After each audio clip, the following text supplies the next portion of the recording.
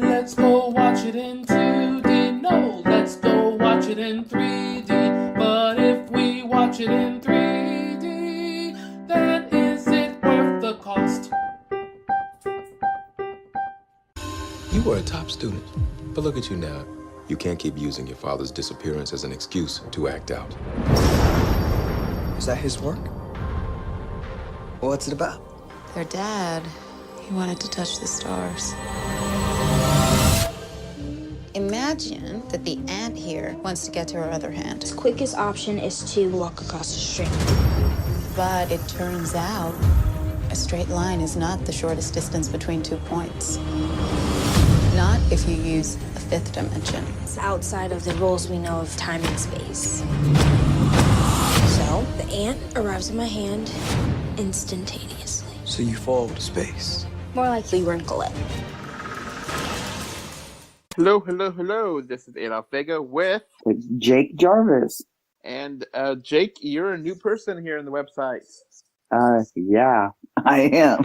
Do you want to give everyone a quick introduction of who you are? Or do you want to just go to the review? Let's just go to the review.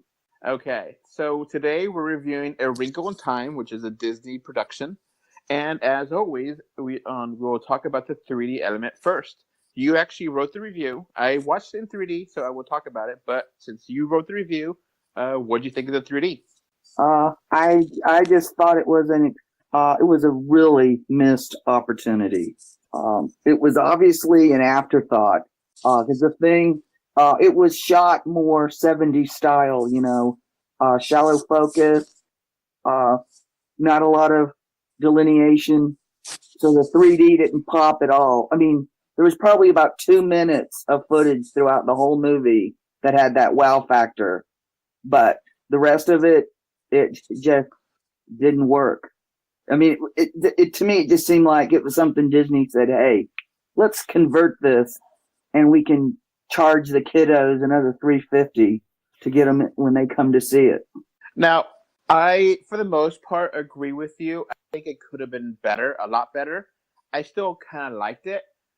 There's a scene where the kids are flying. I thought that was pretty cool. I'm not going to say how they fly. That's just kind of a spoiler, I guess. I don't know how. Freaking. And then there's a scene where they kind of have it in the trailer where the main character is like walking into the screen with like a white background. That seemed pretty cool. There's some scenes here and there that I liked, but overall, I feel like it could have done better, and it disappointed me because like I like it, I want more, and now it's one thing that's kind of a weird thing. I don't know if you saw this in some of the trailers, but they did a lot of in the trailers showcase the 3D parts of the movie being outside of the aspect ratio. Did you see that in the trailers for this movie or no? Nope. So do you know what I'm talking about with the 3D? I'm wondering if that was the IMAX presentation.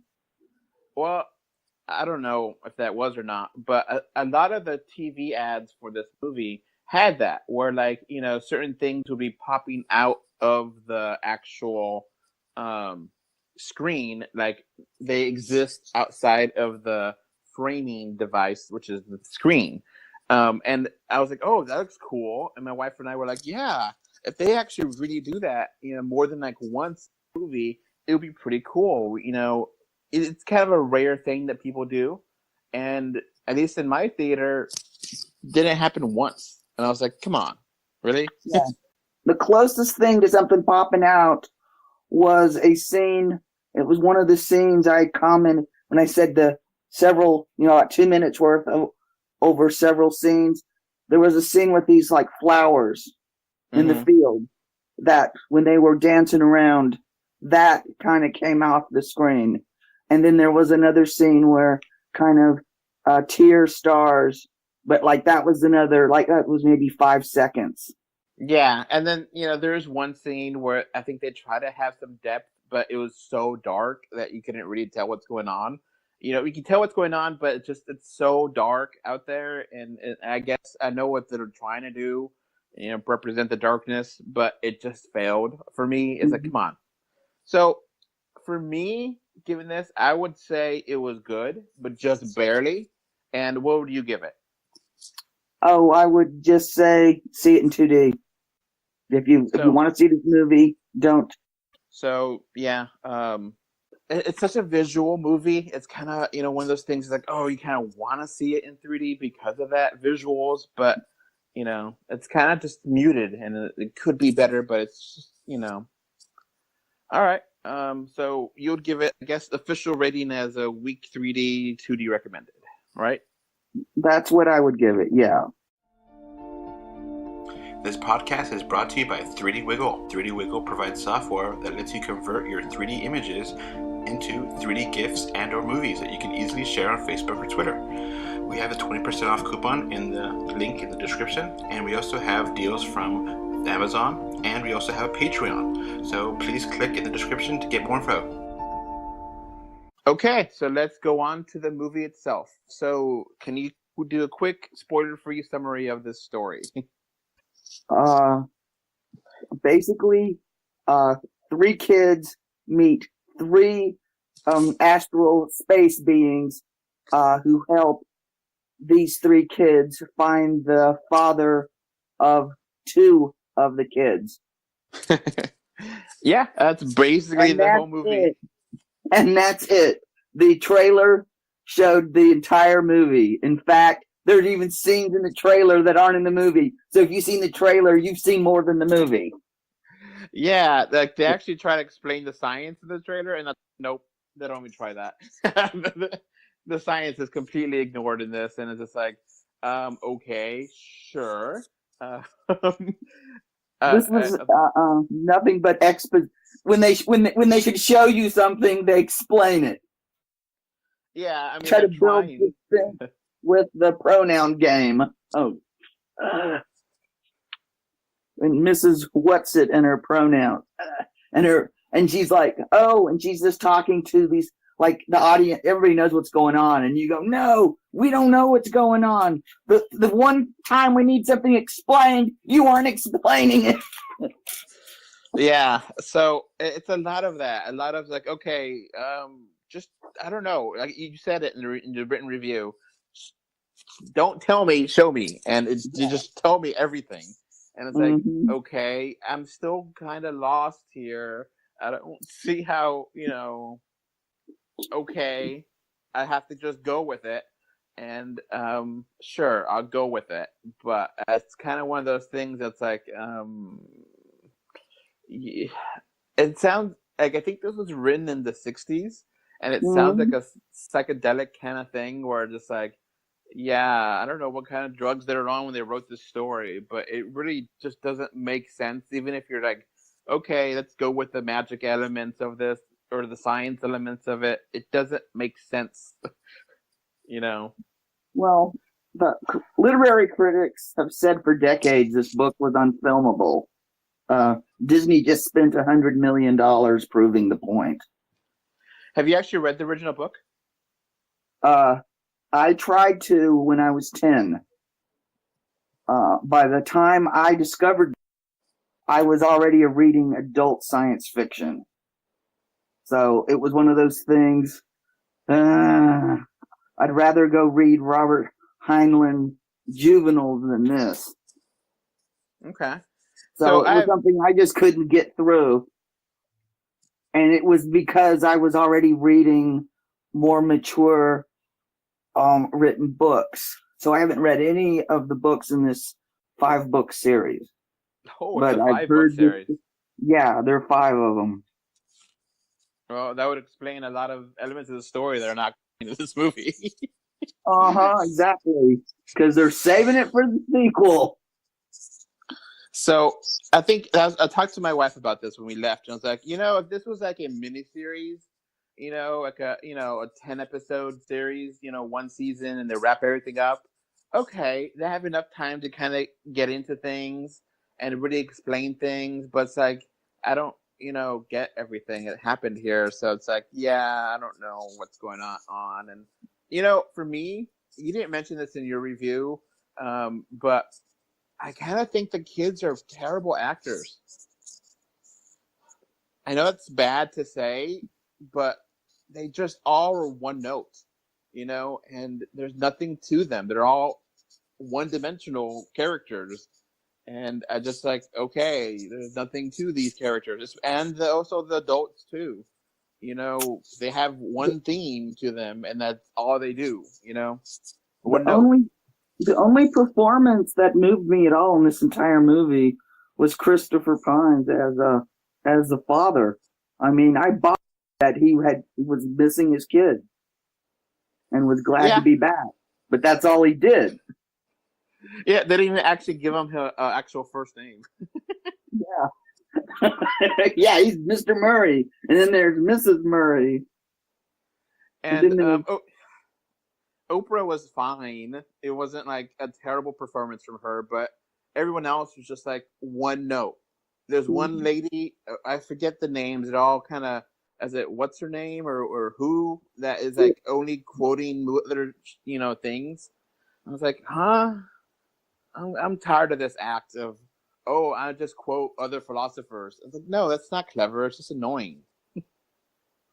Yeah. And then like they talk to a character that's like on another planet, and then they're supposed to. I was like, what is going on here? I don't understand. Like, okay, you want to believe, but that doesn't really help things. I don't know. And, and Charles Wallace's voice, he was a smart boy. Just drove me nuts.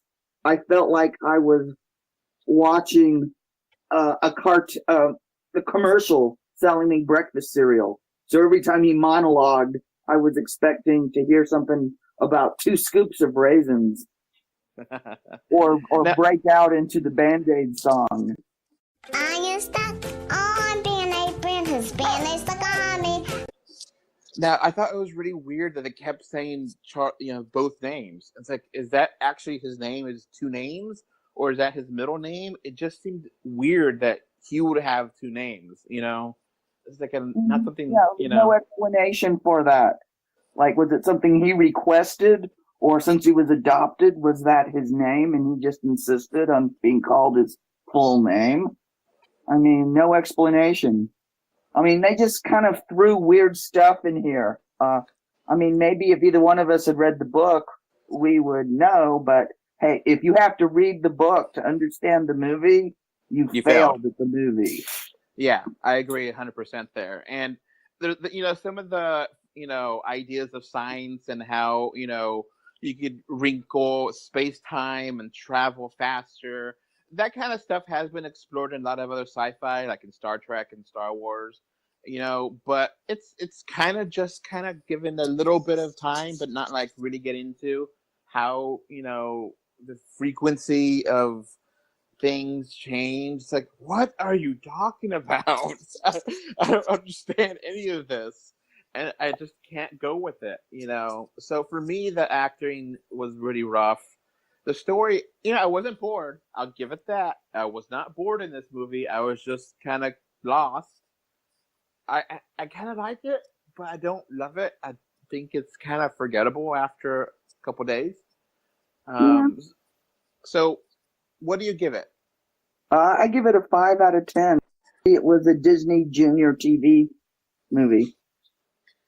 I liked it a little bit more. I'll give it a 6, but that's being generous, I think. And it was fun, but I feel like it was really a weaker Disney movie. And I feel like the actors, they have interesting scenarios here.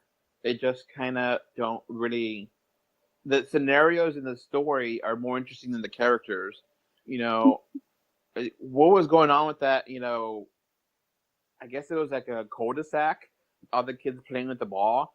That was just weird. It was surreal, but it was interesting. I don't know what's going on there. Yeah. It's interesting. It's interesting elements here. So I guess that's going to be basically it. Do you have anything else to say in the spoiler-free version of this? Well, other than the costuming in this is probably going to launch 1,000 cosplays. Yeah, that'll be fun. to see the cosplayers do this. And I'm really hoping somebody does Red.